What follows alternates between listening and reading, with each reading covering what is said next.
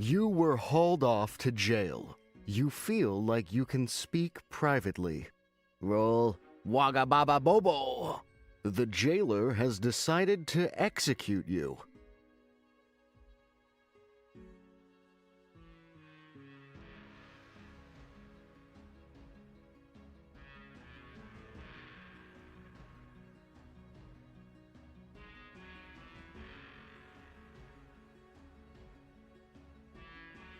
Maybe, I don't know if it's big news or not, but Vice, that crazy, media company that's done all sorts of, very fine. They only do reporting and videos on, the finest group of people.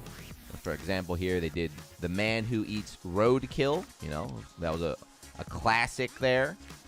From Psycho Killer to Painter. This one was about a man who killed dozens of people and turned into a painter here. So they want to interview him right there. And then this is one of the favorite ones. This is where Vice went and they got the Yelp's worst rated colonic. I don't even know what that is. He got his pipes clean though. But yeah, so Vice, the quality reporting group, news, I don't know what you want to call it. They did a big piece on the fighting game community, right? It only makes sense. A guy that eats roadkill, fighting game community is about the same level there. But they just put out a big documentary. Ba-boom, there it is. Inside the world of fighting games. Ta-da, it's on Vice. Unfortunately, I can't watch it on YouTube in Japan. It's banned. Banned in Japan. I heard in Australia it's banned too.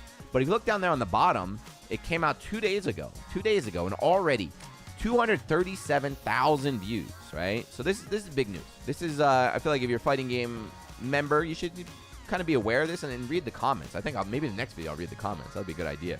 But this is like a 25-minute documentary that they put on the fighting game community, and this is not for us. This is not a video for people in the FGC. It's for people outside the FGC. So it's before I watched, I was like, how are they going to try and paint the community? What message are they going to try and get across to everybody? So let's just I can't show clips. I don't want Vice to come after me, but it was pretty good. 25 minutes. They kind of had, I felt like it was a little bit not focused, but this was the host, Dexter Thomas. He did a very good, job hosting there. He is this guy plays fighting games. I don't think he's like a pro or anything, but he liked it as a kid. He says favorite game is Killer Instinct. They bring Valle in. He plays with them, but my favorite part of the video was they did get a lot of really good classic footage. Like this guy, this blonde guy. This looks like every dude I saw at the arcade, right? This looked like every dude I saw at the arcade. This is like the badass kid in my school, man. The guy smoking cigarettes out behind the cafeteria. But they had a ton of footage. So if you're interested in old ass, arcade footage, because it wasn't just one arcade. They had arcades from all across, right? So that was a West Coast arcade here. We got Chinatown Fair. I used to go out here. A lot before it got shut down. The dancing and tic-tac-toe chickens are not up there. I guess I'd tell the YouTube if you didn't know. But that sign, you see it's all busted up. World Famos, dancing and tic-tac-toe. Under, it says chickens. It says chickens. So the chat didn't know, but Chinatown Fair is a very old arcade, right? And back in the day, they had chickens in there. So dancing chickens or chickens that play tic-tac-toe. So nobody understood what that was. What they do is the chickens were in a little cage. The cage had electricity. So they shoot electricity and make the chickens like move around and play tic-tac-toe or just dance. So animal cruelty from the 1950s or whatever, but it's there. But anyway, more classic stuff here. Young Arturo Sanchez, you watch NLBC, you watch a lot of footage. This is young Arturo. Back, he was on West Coast, he was a top player there. Yeah, so at the start of the video, they show just a lot of, it's very general, they show a lot of old school arcade stuff, and they talk about it. And it seems like they're kind of trying to paint a good picture of the fighting game community, and then it's a boom, quick drop. And it all starts with this. Oh my God. They bring out the graph. Look at that. So 1.8 million is EVO all-time earning.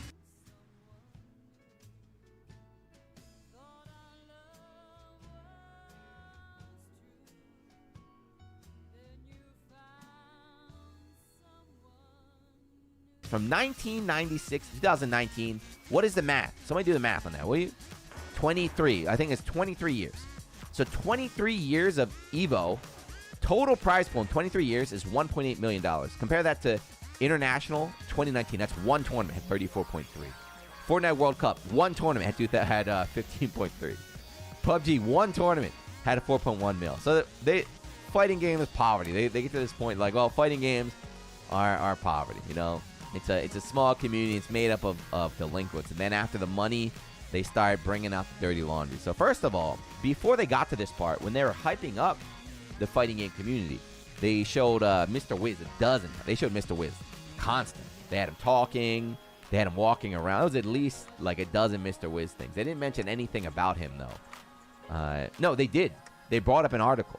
I don't have the screenshot, but they bring up an article that says, like, you know, the Evo founder has the rename. But it's like, you were just showing that guy. You just showed him like 12 times. But they didn't mention his name. They just showed him. They did it with another person. Of course, this was the first one they brought up was an ex-Smash Brother. They called this guy a top Smash Brother player.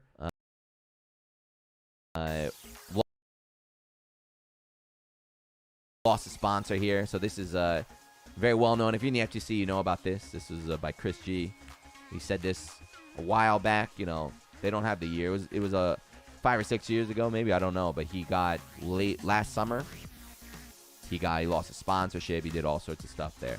But they edited out his name, right? They didn't say his name, but again, they showed him all over. He was in, again, a ton of footage there. So they had him in the documentary. But then he added his name here, but not for our buddy